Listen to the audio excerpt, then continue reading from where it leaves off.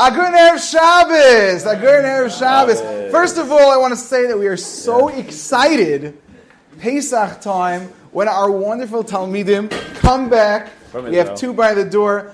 They come back from all of the wonderful things they do. And Bez Hashem, the people here should give us as much nachas as our Talmidim already do, and especially Mikey does. Bez Hashem, have a beautiful, beautiful Shabbos. So, this week's Parsha is Parshas Vayikra. It is, in a certain sense, it is Shabbos Hagadol. It is the Shabbos, the last Shabbos before, the last day before our Pesach break, if we could even say that there's a break, Chas v'Shalom. Really, I know that all of you, if given the opportunity, would want to come back this week to have class every single day this week, just to be able to keep it going. The truth is, in the Torah it says that Moshe Rabbeinu was commanded to take the Yidden, the Jewish people, out of Mitzrayim, in order to bring them to Har Sinai, in order to serve Hashem on the mountain that is Har Sinai. To be able to actually achieve perfection, the elevated status of a Ben Torah. That's the goal. And really, the smartest thing to do to be able to achieve that goal would be not to have a break at all from now until Shavuos, and then after Shavuos to just take it up to the next level.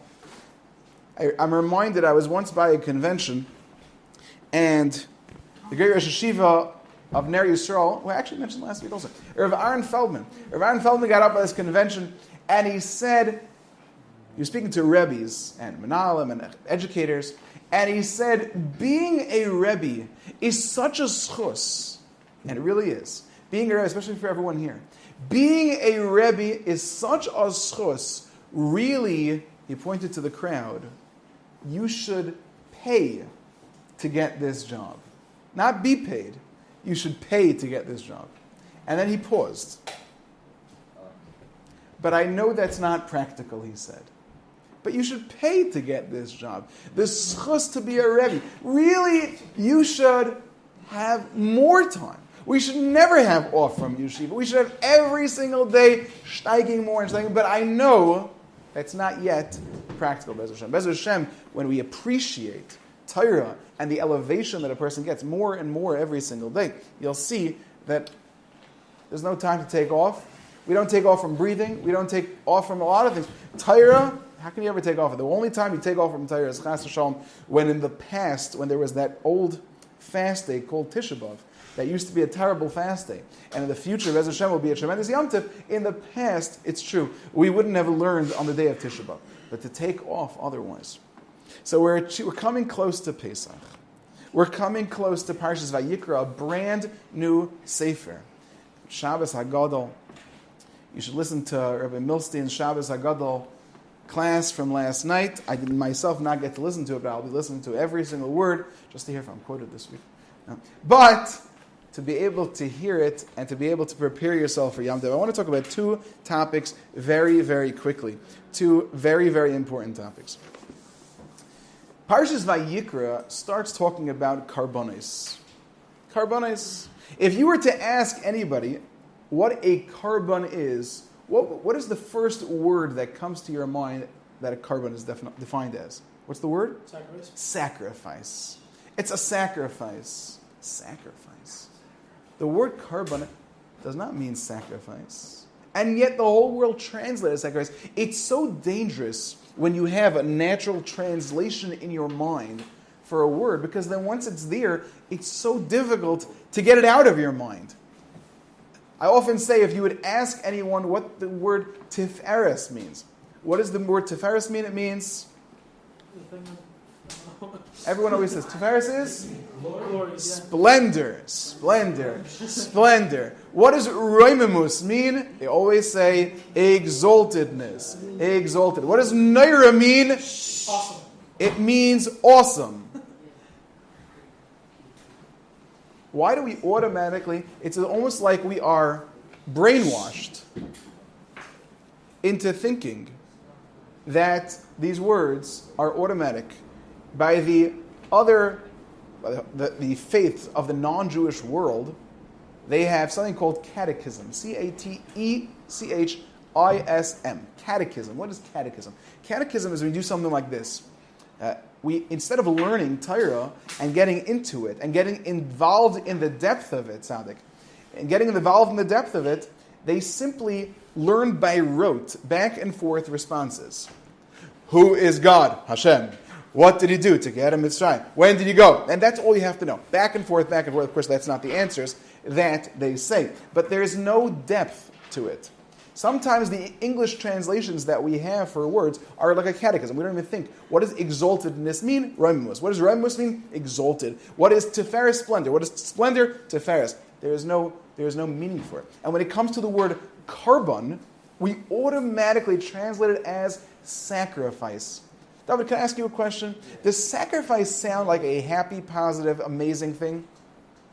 No. It sounds like, sacrifice. Oh my gosh, what do I have to sacrifice for this? Do you know how many sacrifices I made for you?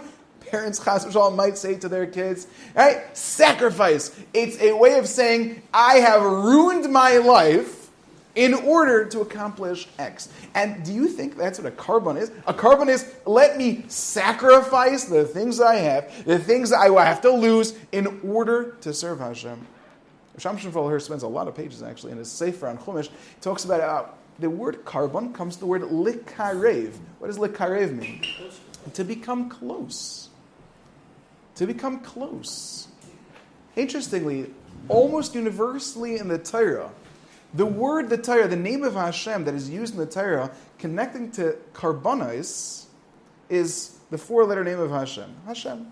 Which is a name of the way that Hashem expresses himself in his love, in his chesed, in his rachamim towards the Jewish people. The strict and tough nature of Hashem is often referred to in the name Elohim. Elohim, judgment, okay?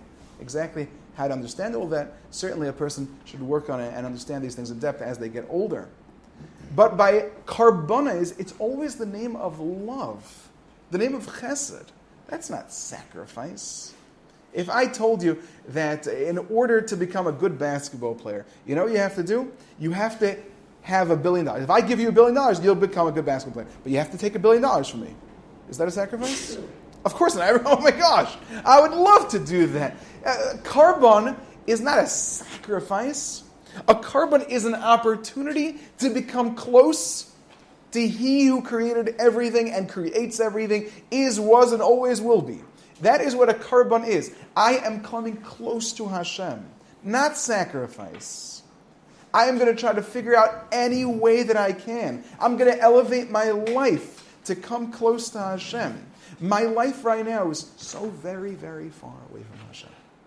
I'm at a distance. It's a beautiful song from Avram Fried, based on a pasuk in Tehillim. Lama Hashem tamoid merachayik. Why from a distance when I need you close? A person says to Hashem, I'm so far away. I've done a lot of things. It makes me feel like I'm an untermensch. I'm a lowlife. I don't feel like I'm close to Hashem. Hashem says, all you need to do is come close. We don't have carbonis nowadays. And when we think about that we don't have carbonis nowadays, we should be bemoaning the fact, like we were talking this morning about Tzipisa Yeshua, about longing to be saved. One of the things that we lack is an obvious and open way to get closer to Hashem. Those who come close to Hashem are the happiest people around, the most fulfilled people around, and we don't have that method. In the olden days, if a person would bring a carbon chatas, a sin offering, to be able to get close to Hashem, so they would commit to doing tshuva, they would bring the carbon, and then they would be full of joy that they had been released from that terrible feeling of guilt. How many of us here, don't raise your hands, but how many of us here have a sense of guilt, of a feeling that just doesn't seem to go away? I have a dear friend. He's a very, very special and wonderful person. Very special. For 12, 13, 14 weeks, there was a certain thing that he was working on. He was working on. And then he slipped up on a certain aspect of it. He slipped up. And he came over to me, and he said he feels terrible because he was really working very hard on this. I told him it's a Gemara. The Gemara says about Shaul HaMelech, about the embarrassment that Shaul HaMelech got because he did certain affairs, that there was a certain level of kapara he had been cleaned off of his avera. Yafa mardus achas b'lev. A person feels terrible about things that he does. He wants to be close to Hashem. You have that feeling, and sometimes, especially before the Beis Mikdash comes back, it's hard to get it out of your system, to be able to get fresh and clean. That's what a carbon is. A carbon is an ability, Hashem, I want a hug. I want to get close to you. You've got everything. You take care of it all. I want a fresh start. And that's the second part. The second part that I want to quickly touch on is Pesach. Sfarim HaKadoshim point out, and really it's a pasuk, we know that Pesach falls out in the spring. The spring, I was taking a walk yesterday in Lakewood, and I was walking down my block, and I looked up at the trees, and all the trees are blooming. The cherry blossoms, if you don't know what a cherry blossom is, go check them out. They're beautiful, gorgeous trees. Some of them are pink, some of them are white. They're in full bloom right now. The world is gorgeous. The world has been reborn. It's fresh. It's started anew. The weather is getting delicious, no? During the day it's warmer, at night it's getting colder. The world is fresh. It's a brand new world. The world is born again. That's what Pesach is. It's an opportunity of a fresh, brand new start. The Sfarim HaKadoshim talk about how there are, as we've mentioned numerous times, there are two beginnings to the year. There's the beginning of Tishrei, and there's the beginning of Nisan. Tishrei is scary, it's tough, it's a little judgmental. Nisan's also a beginning of the year. Tishrei is a beginning of the year of din, of tough justice, of saying, I don't feel like I match up to it. And Nisan is the beginning of the year where Hashem says, I love you, come close to me. Let's start fresh, brand new, because my love for you and your realization of my love for you can accomplish that. And the shofar of Mashiach blows, Be'ez Hashem. I just want to say quickly, this reminds me about Tzipis L'Yeshua, about longing for salvation. I have a cousin who should live and be well. He was Zeicha, I think I mentioned this once last year. He is Zeicha to be a Chavrusa with Rav Shmuel Kamenetsky, the Gadol Hadar in America. Shlita, should live and be well, Shavufu, Shlema Shmuel Benit Etel. But Rav Shmuel Kamenetsky was learning with him, and they were learning some Sefer, and as they were learning, suddenly a truck made a big noise outside. And immediately Rav Shmuel grabbed his hat, put it on, waited. Oh, it's not Mashiach. He put it back down. That's how he was. He was really 50-50 all year long. He was waiting. What? It's not Mashiach. Pesach is an opportunity for a fresh start. Hashem loves me. He loves you like no one has ever loved you. I know your mommy loves you. But sometimes your mommy goes to sleep at night. Hashem hine lo yonum v'lo yishon. He never sleeps. He's taking care of you even when you're sleeping. Your mommy only sees what's on the outside of you. She can only help take care of you on your physical body. Hashem knows what's going on deep, deep inside of you. Your mommy will only understand the things that you tell her. Hashem knows exactly what's going on in your mind. Hashem would love to hear about you. And even with all the things that's going on inside of you, Hashem still loves you. It's Nisan. That gorgeous weather outside is telling you, Hashem is saying, it's fresh. It's a whole new world to look at that looks out upon you. There's no question that there's no such thing as coincidence in the world. If you have a carbon and the Parshas Vayikra, Tzav, these Parshas, come right around the same time as Pesach, Hashem is telling you, I want to be close with you. I want to have a relationship with you. If you made mistakes before, trust me, we'll figure it out. We're going now to have vacation, so to speak. Vacation. I was thinking this morning, during most of the semester, so to speak, during this month, so the learning I get to do, I really have to learn a lot more bikiyas. I go a lot quicker. I don't have as much time to sit on a Gemara really for hours working on 2 lines of a Gemara. You could really work on that. For maybe 2 days on 2 lines of a Gemara. You could work on that. But now I get to have a break and I'll sit down with a Gemara and I finally can get back and break my brains into it. But we're going into a break time. This same you that has been accomplishing for the last month since Sukkot. Sukkot was Tishrei, we're up to Nisan. The same you that has been accomplishing all this time, has been elevating yourself. Don't lose it now. Just the opposite. People have had tremendous growth, tremendous elevation on the times when they have off, so to speak, than on the times when they're required to be in yeshiva. If you set aside time every single day, whether it's 15 minutes, whether it's 20 minutes, if a person could take a time, it's much better if you're doing it with somebody else. If you have a chavrusa, whether the chavrusa is on the phone when it's not Yom Tov, or the chavrusa is in person when it is Yom Tov.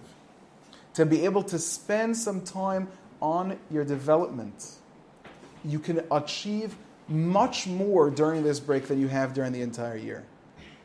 And by doing that, you will truly be a korban. You will not be sacrificing anything. You'll not be sacrificing anything. You'll be coming closer to Hashem. You'll be coming closer to yourself. You'll be elevated. You'll be mechadesh. You'll be zeicha to the bracha hamechudeshes. All the brachas of Nisan. And be'ezer Hashem, we will be zeicha that this year we will be zeicha l'shana haba b'Yushalayim. We'll join Sim in Eretz Yisrael. Well, all of us will be in Eretz Yisrael. Be'ezer Hashem, have a beautiful Shabbos.